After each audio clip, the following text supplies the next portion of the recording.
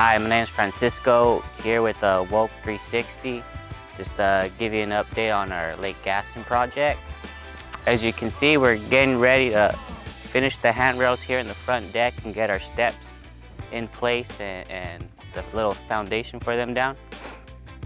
And as we move further back here in the back, we're just about done with the handrails and we're going to get the steps completed in just probably a day or two. And once we get that completed, we'll be ready to get the windows in and continue on with siding. As you can see, we have the house prepared for siding. The second floor is completed.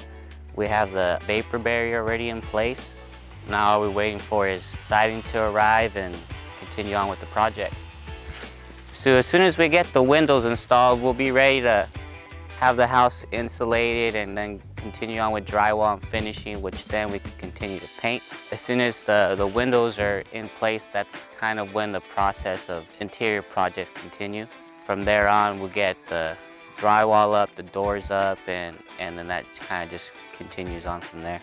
So again, my name is Francisco. Thank you for taking this quick little tour of the Lake Gaston project with us, and I look forward to updating you soon.